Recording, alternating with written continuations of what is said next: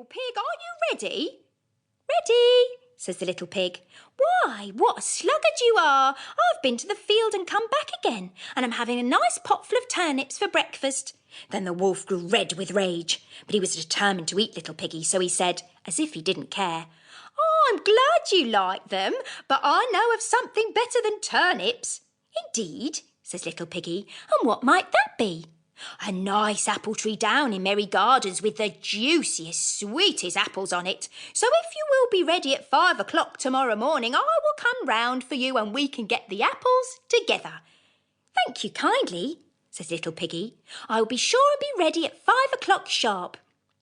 Now the next morning he bustled up ever so early, and it wasn't 4 o'clock when he started to get the apples, but, you see, the wolf had been taken in once and wasn't going to be taken in again.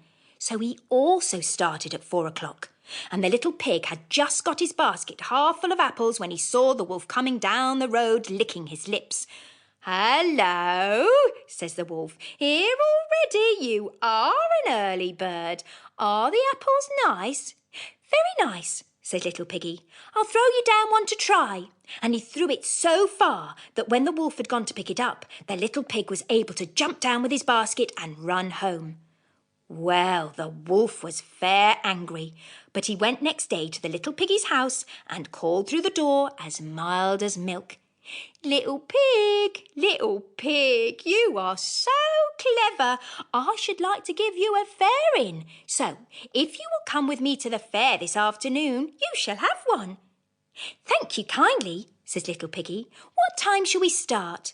"At 3 o'clock sharp," said the wolf, "so be sure to be ready." "I'll be ready before 3, sniggered the little piggy. And he was. He started early in the morning and went to the fair, and he rode in a swing and enjoyed himself ever so much and bought himself a butter churn as a fairing and trotted away towards home long before 3 o'clock. But just as he got to the top of the hill, what should he see but the wolf coming up it, all panting and red with rage. Well, there was no place to hide in but the butter churn, so he crept into it and was just pulling down the cover when the churn started to roll down the hill, bumpety, bumpety, bump. Of course, Piggy, inside, began to squeal, and when the wolf heard the noise and saw the butter churn rolling down on top of him, bumpety, bumpety, bump, he was so frightened that he turned tail and ran away. But he was still determined to get the little pig for his dinner.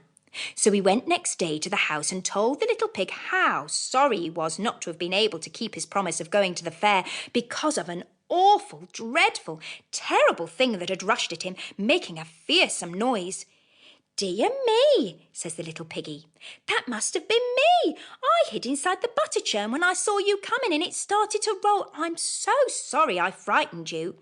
But this was too much. The wolf danced about with rage and swore he would come down the chimney and eat up the little pig for his supper. But while he was climbing onto the roof, the little pig made up a blazing fire and put on a big pot full of water to boil. Then, just as the wolf was coming down the chimney, the little piggy off with the lid and plump, in fell the wolf into the scalding water.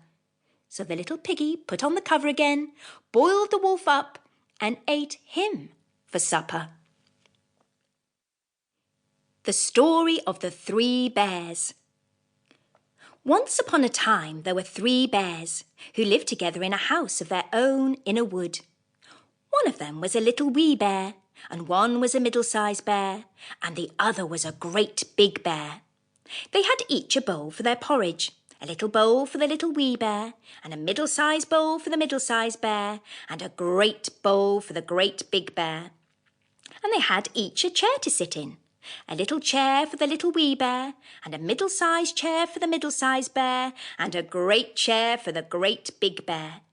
And they had each a bed to sleep in, a little bed for the little wee bear, and a middle-sized bed for the middle-sized bear, and a great bed for the great big bear.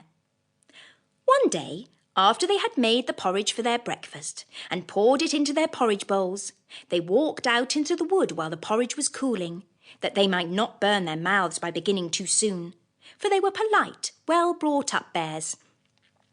And while they were away, a little girl called Goldilocks, who lived at the other side of the wood, had been sent on an errand by her mother, passed by the house and looked in at the window. And then she